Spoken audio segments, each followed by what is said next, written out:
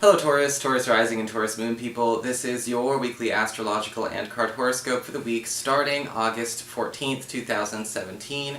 And Rambo is bumping the camera right now and he will not stop, so hopefully we can just keep kind of going and maybe he'll come up here on me, or he will, you know what, no. Anyway, I just don't want that to keep going on, so the fur is going to be flying. We're shedding like crazy. Well, he is, I'm not shedding so much. So, anyway, if you want to get a session with me, you can go to my website, integrativemysticism.com, but, you know, let's just get the show on the road.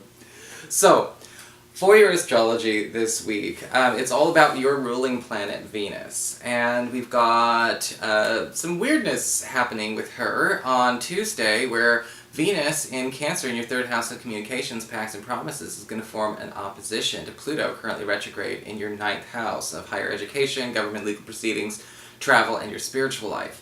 And it does look to me like there could be some issues going on with either a friend or possibly even a higher up at your office, or maybe even a professor at your school.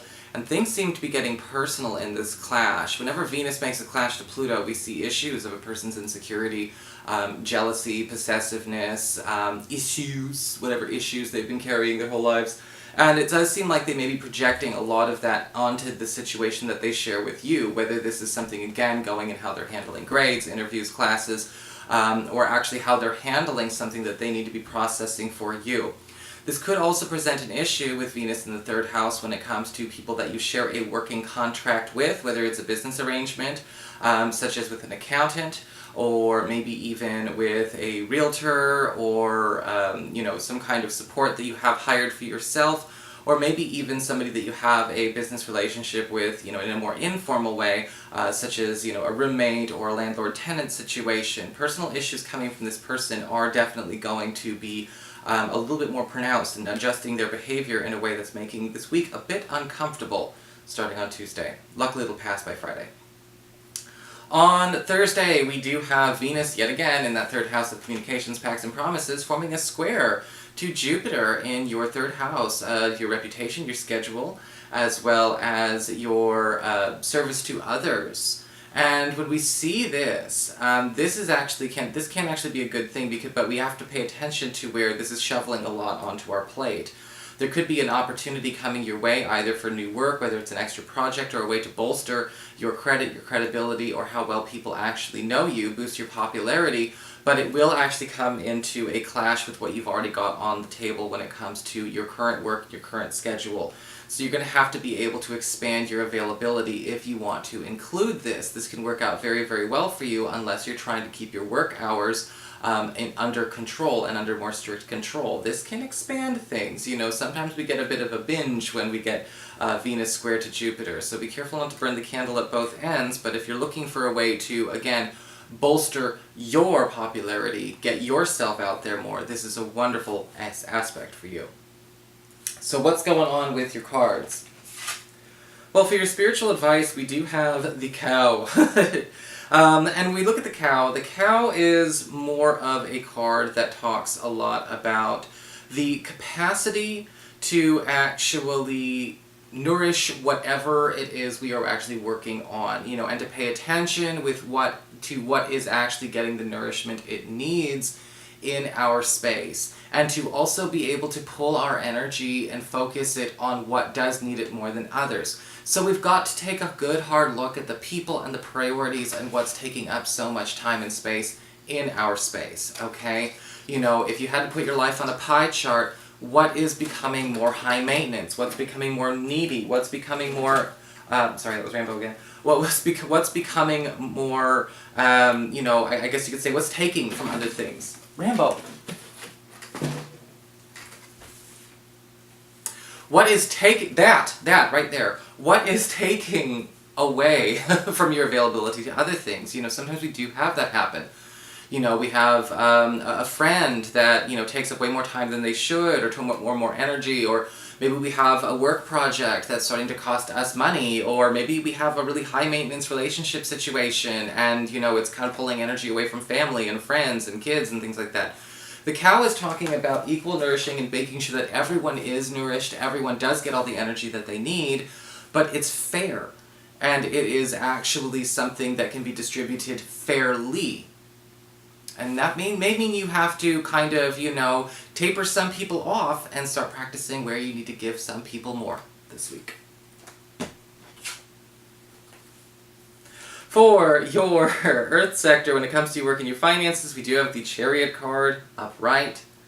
And the Chariot card does indicate a victory for a lot of you Taurus people. We do actually have some kind of breakthrough where I see you overcoming some kind of impasse or some kind of impediment that has been in your way, whether it's in your way to getting a job, in your way towards getting a promotion. The Chariot card can talk about also a bit of a 15 minutes of fame, some recognition going on at the office, maybe somebody actually giving you some kind of prize or some kind of award or reward for hard work that you weren't actually expecting this week. And with the Chariot card, you can carry this boost. You can ride this boost for a bit longer than 1 week. You can leverage it to your advantage if you want.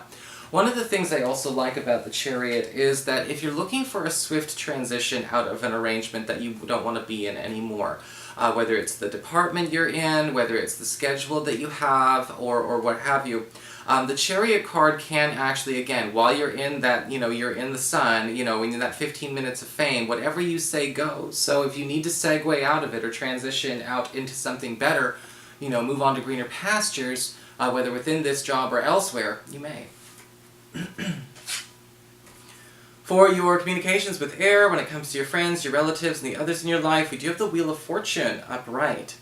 And this could indicate a wonderful breakthrough for a relative or a friend that somehow actually brings good fortune your way. When we see the Wheel of Fortune upright, we do see something that actually kind of, builds a bit more of a beautiful energy, like something that they've achieved much sooner than they could have expected. Whether this is, them getting a boatload of money, or maybe this is them actually being able to kind of overcome something, or maybe actually scratch something off their personal bucket list. The Wheel of Fortune upright says their gain is your gain. This can also be with the Wheel of Fortune upright, some news coming as a windfall or some kind of breakthrough going on in your immediate friendship group or in your immediate family. And just by being there, you also get to share again in whatever this good fortune is that befalls this person. Your challenge this week with fire is the Six of Cups upright. And this can often talk about need to pay attention to where are we still stuck in the realm of retelling old stories over and over and over again. Okay? Sometimes when new things happen in our lives, we have wonderful breakthroughs, we've got big wins, we end up going through and telling ourselves the story about every ex we've ever had, or all the bad jobs, or the hard time with money, or childhood, or whatever. And the Six of Cups as a challenge is basically saying, okay, so we're taking a lot of fresh energy and we're throwing it into that vacuum this week, or a lot of people may. Because the Six of Cups can talk about bringing people back from our past that can kind of create that spiral. And what we want to pay attention to is that with the Six of Cups as a challenge, we don't need to go back down that road. We don't need to retell our story. If we want to reread our story down the road when we're in a comfy spot, that's fine. But sometimes telling the same story over and over and over again is like cleaning a wound over and over and over again to the point where it won't clot and heal. And this is kind of an interesting trap I've seen a lot of people get in. Not so much Tauruses, though. This is not necessarily an earth sign kind of trap, but I think that this week you may be getting a taste of that energy. So whatever nostalgia or blast from the past kind of comes up this week, don't go back down that road and try and retell that story. You'd be surprised how many hours of the day get taken up refreshing, or it's kind of like a TV show that goes previously on blank blank blank. The first 10 minutes we're talking about previously instead of the news story. Not a good use of our time. For your emotions with water and your romantic life, we do have the Ten of Cups upright. Beautiful card for love and romance, because this is talking about an opportunity to cement something that will actually be more of an ever after kind of happy ending. This could actually be really good news for those of you who are currently coupled, who are looking to actually expand on your home territory or expand on the time, or maybe even graduate to a next level with a partner. When we see the Ten of Cups, this is wonderful for those of you who are trying to conceive. You've got a lot of really good odds this week when it comes to that. And this can also be great news for those of you who are looking to maybe even finally join forces or make plans to move in with a partner or a lover.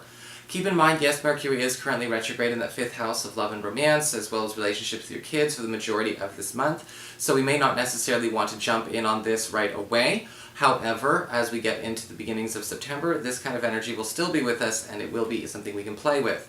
For those of you who are currently currently single and looking, the Ten of Cups upright does indicate that a new love opportunity may come through your family circle or around a family event. Maybe there's a sibling who has a friend or a cousin who works with so-and-so, but there is going to be an interesting, very small, very slim degree of separation that actually brings you closer to somebody that you could actually have a really good rapport with.